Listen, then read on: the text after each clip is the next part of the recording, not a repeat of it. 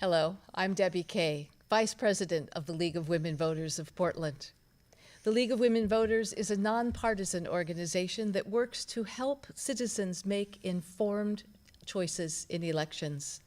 We do not endorse any candidate or political party, but rather we give voters the information they need to make informed choices to select a candidate.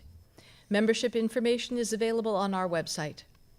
We want to thank the Carol and Velma Sailing Foundation, the Rose E. Tucker Charitable Trust, the Multnomah Bar Foundation, Metro East Community Media, and Paloma Clothing for their generous contributions to our education fund to make these forums possible. Today's forum is being recorded by our beloved partner, Metro East Community Media. This forum will be available for on-demand viewing from a link on our website, lwvpdx.org, and from the website of Metro East Community Media, metroeast.org. To view the forums on local access cable TV, see the playback schedule posted on our website. The deadline to register to vote was yesterday, but you can still verify your registration or change your address or political party. Contact the County Elections Office or search online, and you may also find the online link on the League of Women Voters website. Ballots are in the mail, and you should receive yours very soon. I will now turn the forum over to our moderator, Linda Mather. Thanks, Debbie. And welcome to this forum for candidates for Multnomah County Commissioner, District 4. The League of Women Voters has invited all of the candidates running for this office. Present today and seated at my left, in the order in which they will appear on the ballot, are Amanda Schrader and Lori Stegman. Welcome to you both. Each of the candidates will give a 2-minute opening statement, followed by questions that have been prepared. They will then have a 1.5 minute to answer each question. Our volunteer timekeepers are sitting in the front row, and they will give a 15-second warning as well as a stop. The order in which we select candidates to answer the questions ensures that they are all able to answer first and last an equal number of times. Following our prepared questions, we will have questions from the audience. Finally, candidates will each give a 1-minute closing statement. Now we'll turn to the opening statement. Each candidate has 2 minutes to introduce herself and her platform. And again, we'll do this in ballot order. Therefore, Ms. Schrader, would you start us off? Thank you, Linda. I think you should be okay with that, but maybe move it just a smidgen closer to yourself. There you go. Good evening. My name is Amanda Schrader. I am a lifelong East County resident. Well, pretty close to East County. I grew up in Boring, Oregon. Went to Sandy High School, Multnomah, Mount Hood Community College. I pretty much only left the area when I went off to Oregon State and joined the Army. When I got done with my time in the military, I came home and went to graduate school while my husband was deployed in support of Operation Enduring Freedom. I had our young daughter with us. I got my master's degree in education, and when I saw how difficult of a time my sisters and brothers in arms were having when they were coming back from war, I went to work for the Department of Veterans Affairs as a veteran service representative. And there I served as congressional liaison, which is where I saw what incredible good our electeds can do for people. And I thought, this is what I want to be when I grow up. So I've looked around. I've watched things happen in my community. I've seen us grow. I've seen us grow greatly, sometimes too fast for what we're able to handle. And that's pretty much why I decided to run for this office. My priorities are public safety, health and human services, and infrastructure, because I think if our streets aren't safe, if we don't have our first responders, then pretty much nothing's going to be safe. And health and human services, I think there are so many things that people need out here, especially with the mass amount of people who are moving to East County due to gentrification. I just want to make sure that our services are ready for them, and I want to have a feeling of community, and I want to welcome all people as they come to East County and grow our community. Thank you. Thank you. Ms. Stegman? Thank you, Linda. My name is Lori Stegman, and I'm running for Multnomah County Commission District 4. And District 4 goes from about southeast 148th east all the way out to Multnomah Falls. So it covers Gresham, Fairview, Troutdale, Wood Village, Corbett, and Springdale. So for the last 6 years, I've served as a Gresham City Councilor and a Gresham Redevelopment Commissioner. Prior to that, I served on the Planning Commission. I've been a longtime seroptimist, and I've worked with many nonprofits and many other nonprofits to help our most vulnerable friends and neighbors. I grew up in the Rockwood neighborhood, where I've located my small business for the last 17 years. But the job I'm most proud of is being a mom to my daughter Rachel, who is a junior at Barlow High School. So the question I get asked most often is, why am I running? I'm running because I want kids in our community to have the same opportunities that I was so lucky to have as an immigrant. I was born in Seoul, Korea, and I was adopted when I was 6 months old. I was so fortunate to have a loving family, food, shelter, and access to a quality education. As an adult, I put myself through college as a secretary while I worked myself through school. And I went to Mount Hood Community College and then went on to Portland State and got my Bachelor of Science in Business. I truly am one of the lucky ones, and I know that not all people in this community have the same access to those opportunities, and that's why I want to run. My experience as a public servant, a successful small business owner, and a longtime community volunteer make me the most qualified candidate, but it is my heart and passion to lift people out of poverty and into prosperity that drives me and will make me the most effective leader. So to accomplish that, I will work on 3 things: housing, affordability, education, and jobs. Thank you. Okay. I'm going to turn to the first question, and it's one of those lovely ones that only takes 90 seconds. Okay. How will you address the connected issues of mental and physical health, substance abuse, and homelessness more effectively?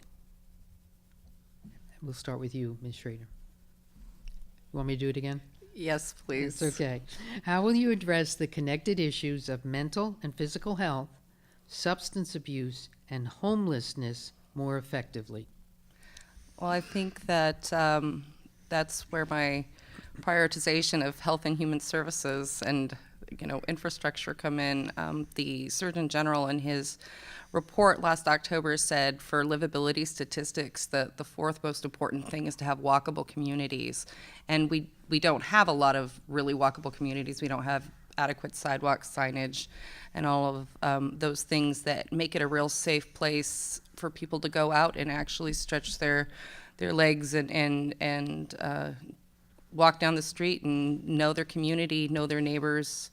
And I think that putting and investing into the people who work for Multnomah County and providing those services is incredibly important. Ms. Stegman? So I think we need to take a comprehensive approach. There's an organization called PHC that provides folks with affordable housing as well as job training. Many of the folks in their program work as janitors. They're part of a union, so that those folks are connected to wraparound services. So not only do they have a job, but they're guaranteed a roof over their head, and then they also have access to other resources like mental health and other social service agencies that they need. So I think it has to be, we can't address just one issue because it's so much more complex, and that we really have to attack the issue of homelessness from every front that we can. Okay, and we'll start with you now again, Ms. Stegman. Okay. Estimates indicate that over 200,000 people will be added to the county over the next 2 decades. What is your vision for how the county can manage this growth? Well, I think we have to do better with what we have, number one. Hopefully, if we can educate people and get them into family wage jobs, the growth won't be an issue. It won't be a barrier. It will be a plus, because if people have family wage jobs, then they'll be able to contribute to the tax base, which will in turn allow us to have more funding to fund the services that many of our friends and neighbors need. That lots of folks are elderly or disabled and are not in a position to work. So I think that the economic development that can come from those 200,000 people will help benefit our community. Okay, Ms. Schrader? 200,000, that's a lot. It's a big number. And I think that there are a lot of things that we can do to prepare for those, for that amount of people who's going to be coming. I think one of the things that we really need to work on is transportation in the area and get north-south running buses so that we can have more jobs out here directly in East County, so people can actually work where they live, so that we can actually kind of reduce that carbon footprint, and people aren't, having to spend, 45 minutes going into town and 45 minutes coming back. If we have that many people, having people being able to work where they live and live where they work, I think would be really, really helpful. So having north-south running buses and bringing more businesses out to East County, I think would be a really great way to deal with having that kind of growth and trying to avoid the having freeways like Los Angeles, because that's terrible. Okay, let's try another question, and Ms. Schrader, you'll start us if you would. When funding social services, how does the county equitably address the geographic distribution of people experiencing poverty?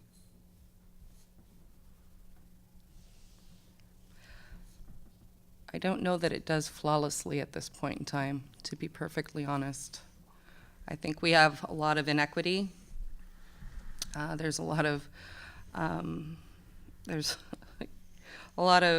with social services ensuring that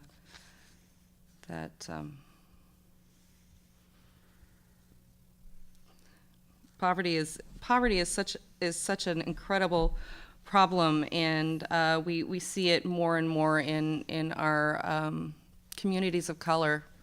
And when we have incredible disbursement of people in communities due to gentrification, like when they pluck a group of people up and move them eastbound so that they can, make, really fancy or hip houses in Portland, I think it really hugely negatively affects how services are rendered. And I think that we're often not prepared, where services are contained right now or maintained or set up. That's not where the services are needed anymore, since people have moved and they've been dispersed and spread around so much. I think that we need to have, do some serious mapping of finding out where the needs are and ensuring that we are dispersing our services appropriately to the people who need it the most, those that are most vulnerable, and those who need to have solid roots here in East County. Thank you, Ms. Stegman. Thank you. In my role as a Gresham City Councilor, we just submitted a letter to the governor regarding the potential move of the DHS office in Gresham. They are proposing that it be moved to 122nd. This is a travesty. We know that for many years there's been a disinvestment if you live on the other side of I-205. And there's a difference between equality and equity. People that live in East County, there is a larger need, a larger population, and so those resources need to be reallocated. And instead of service providers leaving this area, we need more. So I will continue to be a strong advocate to stand up and say to the state of Oregon and the governor, you need to have that DHS office here to serve the people that so badly need those services. Okay. Another inequity question, unfortunately, and Ms. Stegman, if you'd start us. How can the county address the inequities in incarceration in county jails? Well, that's a much broader question. I know the Charter Review Committee for the county is looking at all of those issues. I believe that the best form of government that I've experienced is where you have a city manager or county manager and council. And then under that city manager or county manager, they serve at the pleasure of the board. And then the chief of police reports to that city or county manager. That's how it works at the city of Gresham. And to have kind of a rogue entity that has no direct reporting to the board, I think there's not enough oversight.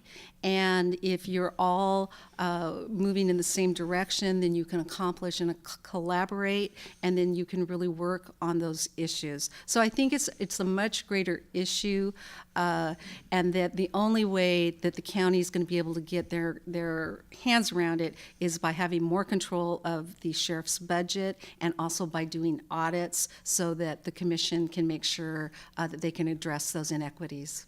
Thank you. Ms. Schrader? Can I get you to repeat the question one more time, If I can please? find it again, here we go.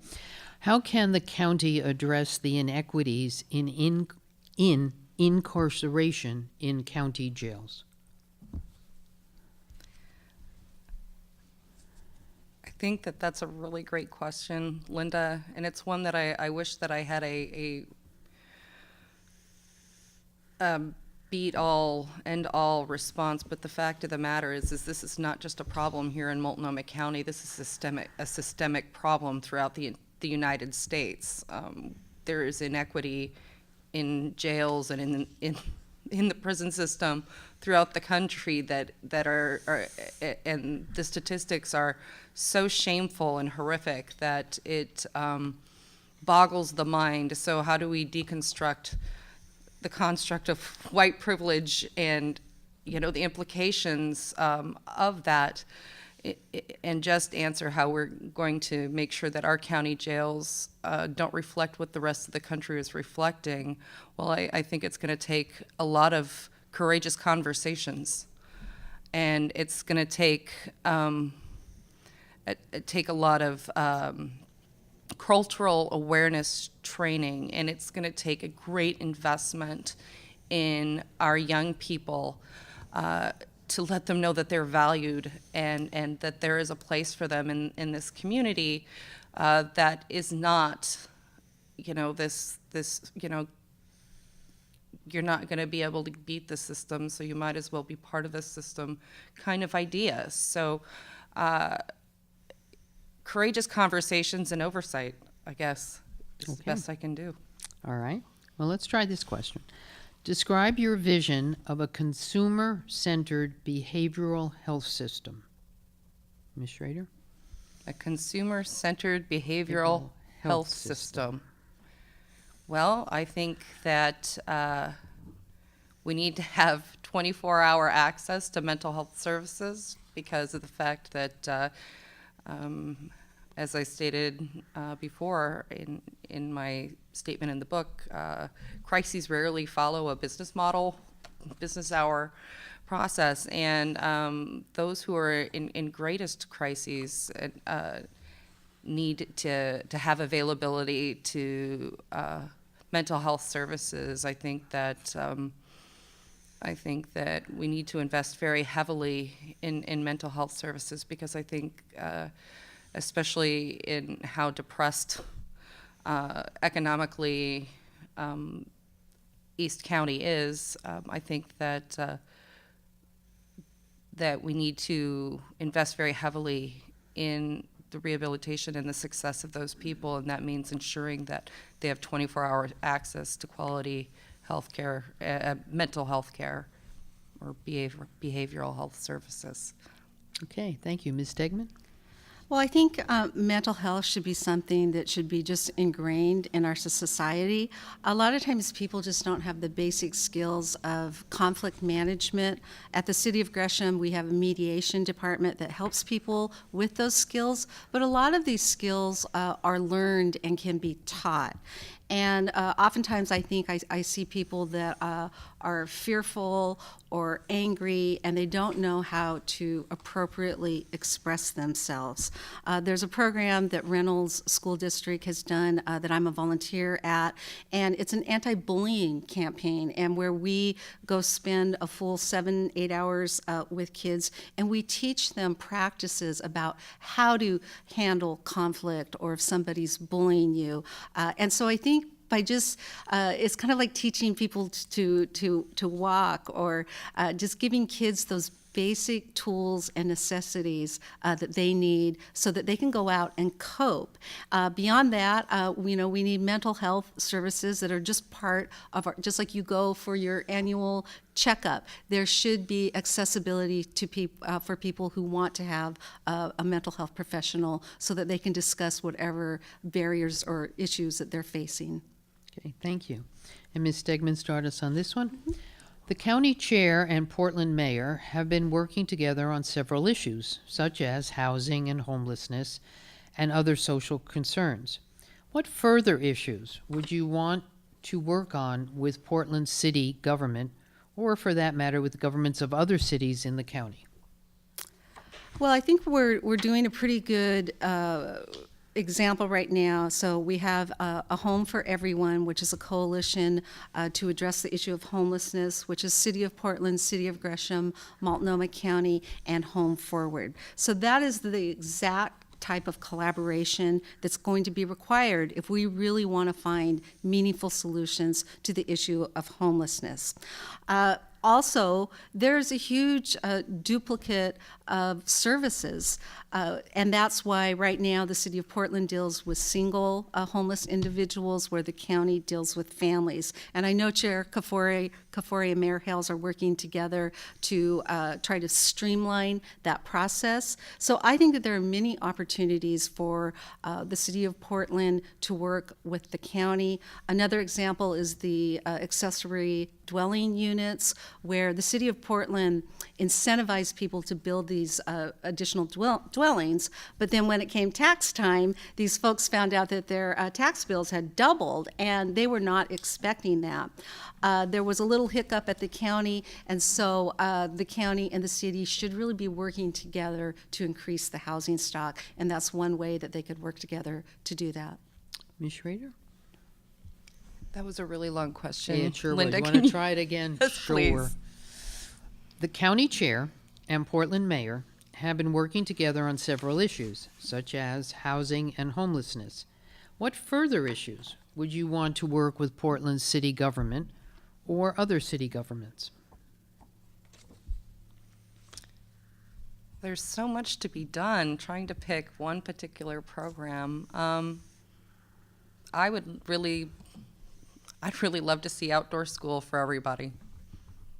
I think that that's an incredible opportunity, and I would like to see all the moving parts get together and make it happen. I think it's something that's a really great informative experience for kids, especially those who are in urban areas who haven't had the opportunity to go out into the woods. Although we're pretty lucky here in the Portland area, where we have Forest Park and all of these other places that are fairly accessible, but to some they're not. And I think that providing that really incredible outdoor education experience to all children, gives them some legs to stand on and some fresh air to breathe, and maybe some new perspective that will give them a little bit more hope and a little more push towards success and investment. Let's try this one. What distinguishes you from all the other candidates who are running for this office? Well, like Lori, I'm a mom, so that doesn't distinguish me, but I have two amazing children, both of them in public school. I'm a breast cancer survivor. I was diagnosed with very aggressive breast cancer at 37. I'm an Army veteran. I lived in Europe in college. I taught English in France. I am a lifelong giver. I'm a giver. I'm a middle child. I'm a peacekeeper, and I have such a spirit of service I am the president of my union. I sit on our Human Rights Committee at a national level, and I'm serving my second term there. I represent federal employees in 8 states on issues relevant to human rights, civil rights, and workers' rights. I want to make the world a better place, and I think that, you know, one thing I learned in the Army, besides, you know, I can rappel from a helicopter skid, is that given the right group of people and the right mission, you can get anything accomplished. And so I think I bring with me a very long life's worth of experience in a shorter, I don't know, I turned 40 this year, amount of time, and I'm really excited about the opportunity. Thank you, Ms. Stegman. Thank you. I think I'm the most qualified candidate for several reasons. I have extensive political experience, being on the Gresham City Council for the last 6 years. Prior to that, I was on the Planning Commission, and I also currently serve as a Gresham Redevelopment Commissioner. One of the things I'm most excited about is that we'll be breaking ground in January at that site, and we're going to have a presence from Mount Hood Community College, a maker space, Albina Community Bank, the Employment Office, and we're also going to make the components of a grocery store. So I have a lot of expertise in how to build an infrastructure that will help move people out of poverty and into prosperity. Also, I have a lot of community activism experience and nonprofit. I've been a Seroptimist for almost 15 years. We do the annual Teddy Bear Parade. Our mission is to improve the lives of women and children. And then I have business experience as a small business owner for the last 22 years. I understand what it takes in challenging times. My family had to sacrifice, like many, through the Great Recession, but we did it by not taking any expense for granted, and that's the same type of approach that I'll take at the county. Thank you. Now let's try this one. Well, I'll just read it the way it's here. Do you, as candidates, know about county assets like Vance Pit, I'm sorry, I did it wrong, Vance Pit and Landfill and the Pig Farm? Now there's a second question which might work better. These are or were mothballed county properties, basically public green space amenities full of trees and wildlife. But what is their future? Can you do it? Yes, I'm very familiar with Vance Park, and there is a gravel pit. So this is the park on like 182nd and Division, and directly behind the park is a gravel pit. This is something that the county, I've been trying for many years as a Gresham City Councilor to have the county give up the rights to the back of Vance Park. That area someday could be developed, but my understanding is that it's a brownfield.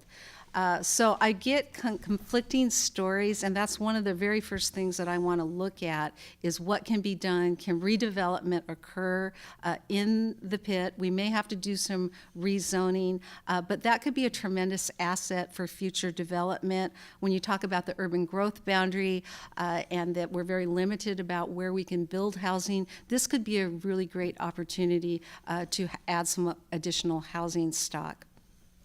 Ms. Schrader, do you want to add? I would definitely have to look into that. Okay, fair enough.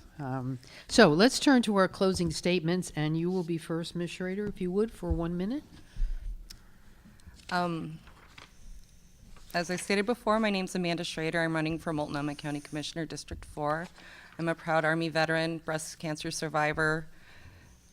I'm third-generation union here in Oregon.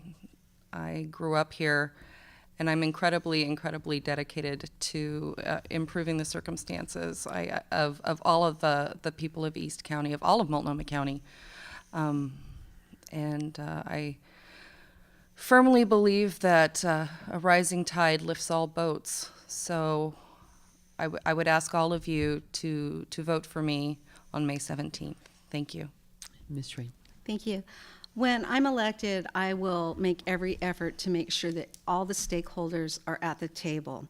Together, we will find common sense solutions to our most pressing problems like the housing crisis, the lack of family wage jobs, and also very important, the education needed to get those family wage jobs. These are all really complex issues, and unfortunately, there is no magic wand that we can wave to solve them. But what we have to do is we have to pull together as a community and row in the same direction. One of my favorite proverbs says, if you want to go fast, go alone. If you want to go far, go together. I'm here to ask you to join me today. I need your help to give East County a larger role and a louder voice. Together we can do this. Thank you so much, and I hope I can count on your vote. Thank you. This concludes the League of Women Voters Forum for candidates for County Commissioner District 4. We thank the candidates for participating and, in fact, for running. It speaks well of our democracy. Thanks also to all our timekeepers and other volunteers for making this happen tonight. Please check our website, lwvpdx.org, to view all of our forums on demand and for replay dates, times, and channels for local access cable television. Pick up my AV here, a voter's guide at your local public library, at the elections office, or at a New Seasons market. Online, you can check vote411.org as a guide to your personal ballot. Election Day is May 17th. As in all Oregon elections, you will receive a mail-in ballot, or mine showed up today. Ballots must be mailed back early or delivered to an official drop-off site anywhere in Oregon no later than 8 p.m. on Tuesday, May 17th, and postmarks do not count. Thank you for watching. Please be an informed voter. Have these discussions about the issues with your friends and family, and do remember that your vote counts. Thank you.